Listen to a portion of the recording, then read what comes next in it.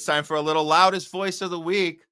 We like to do this segment when somebody has had enough and they're screaming at the top of their lungs, sometimes out of panic, sometimes out of literally losing their mind. Sometimes it's coordinated effort to get your message heard on the loudest platform possible, whether it's at a rally or interrupting a disruptor. Like we love Jose Vega, friend of the show. He's been our loudest voice a lot of times where he shows up, disrupts an event, has his sound ready, broadcasts his message to whatever bureaucrat or billionaire or corrupt politician or Zionist character he's calling out. We like doing that. We do that a lot. But sometimes, every once in a while, it's a coordinated attack on a news show, which we also will champion at the right time. This week on Loudest Voice, we're going to go over to Piers Morgan segment, where Piers, as we know, he's a corporatist who likes to pretend to have debates on his show, and I invite everybody on. I invite all the sides on, and then he'll like sit back and let them go at it, which is great. I guess that's better than a lot of shows on CNN and MSNBC and Fox. They don't actually let people go at it, so that's fine. Every time he interrupts, though, he says some stupid shit like, "But do you condemn Hamas? Do you condemn Hamas?" But in this case, Pierce just kind of sit back. In this situation, I'm going to show you this. This is really cool. So, the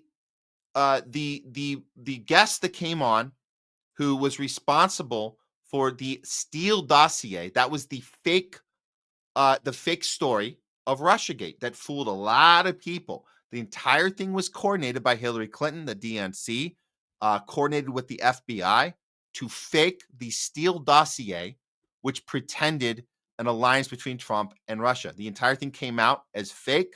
A court ruled that it was fake.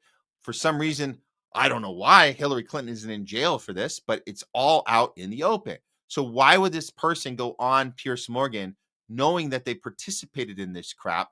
Well, Scott Horton and Natalie Winters are on the panel on Piers Morgan and call this idiot out for what he did. And he has to sit there and take it. And Pierce doesn't even interrupt. He just lets them go at him.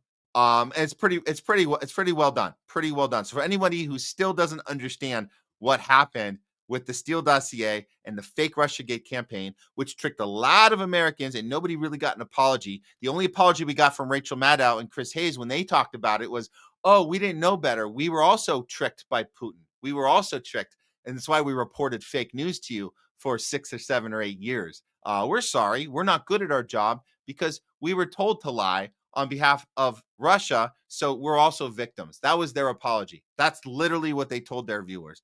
But here it is, calling out this asshole on Piers Morgan. Well done by Scott Horton and Natalie Winters. Check it out. Liar framed him essentially for treason. And by the way, his primary sources were a Russian named Danchenko, who had been under investigation for being a Russian spy in the past. And the only reason they had dropped is because they mistakenly thought he left the country. And then his partner, an American named Dolan, who actually was a registered agent of Russia. And they were the two primary sources who made up all those lies that you and I just recited, Pierce, that made it into Steele's dossier that they used. And none of it was true. Not the hacking of the DNC, not the Alpha Bank, not any of the Steele dossier. I'm amazed that this guy is willing to show his face in public right now when he was nothing but a washed up spy who hadn't had contacts in Russia for years by the time that he published that pile of lies. And you know what? The same people that you ally yourself with here in the United States, you think you're so good at gathering intelligence. Last time I checked, it was the 51 intel agency officers, spies, who said that the Hunter Biden hard drive, which I've reported on firsthand, it's legitimate. You want to talk about president's sons who are involved in businesses with foreign countries?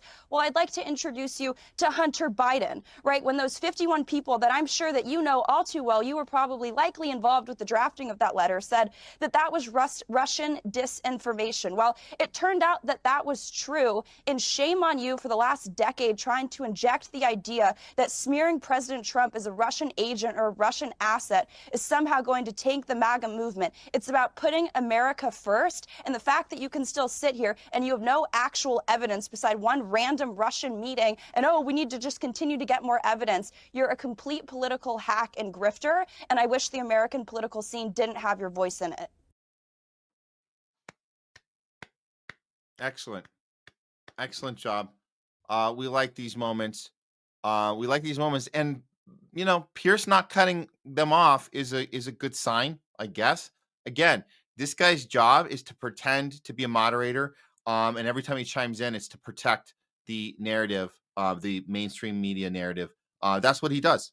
But in this case, he let them go. And so good on them calling out this fake ass Michael Steele dossier BS. It was total BS. And it hurt. It did a lot of damage. That's the other part that we don't generally talk about so much.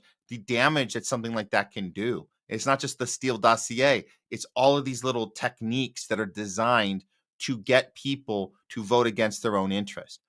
That's what it does. To withhold information from the public, like the Hunter Biden laptop, and to outright admit it. The New York Times, Washington Post outright admit that they deceived the public for the greater good. And these are the reasons they give for the greater good. And Hillary Clinton will go on and on about the greater good. She'll go on and on about how we have to stop Trump, whatever it takes.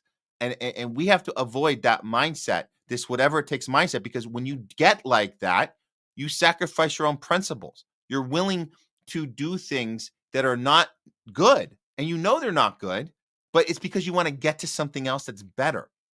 No, we have to call this shit out. So good on them.